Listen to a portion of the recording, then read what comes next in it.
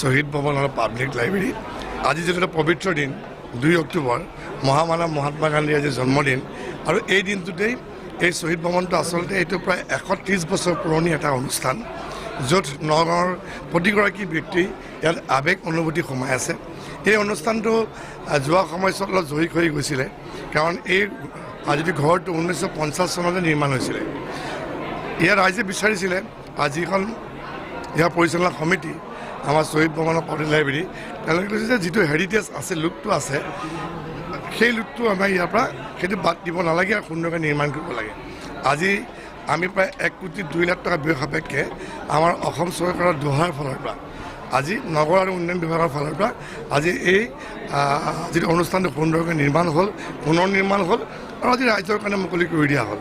ৰাইজলৈ মোৰ অনুৰোধ থাকিল যাতে এই অনুষ্ঠানটো সাধাৰণতে সভা সমিতি হয় বিভিন্ন ধৰণৰ ইয়াত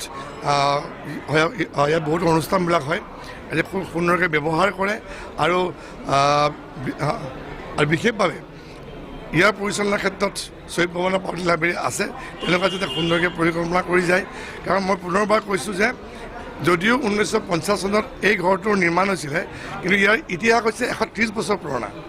1894 চনত 1894তেই প্ৰথম স্থাপিত হৈছিলে শহীদ ভৱনৰ পাব্লিক লাইব্ৰেৰী গতিকে কিমান এটা পুৰণা ইতিহাস গতিকে এইটো সুন্দৰকৈ ৰখা আতন্তকৈ ৰখা আমাৰ দায়িত্ব আছে মাননীয় মুখ্যমন্ত্ৰী ডক্টৰ হিমন্ত বিশ্ব শৰ্মা ডাঙৰীয়াক মই ধন্যবাদ জনাইছোঁ যে এই যিটো ঘৰটো পুনৰ নিৰ্মাণ কৰিবৰ কাৰণে তেওঁ যিখিনি পুঁজি আমাক আগবঢ়াই দিলে নগাঁওবাসীৰ ৰাইজৰ হৈ মই ধন্যবাদ জনাইছোঁ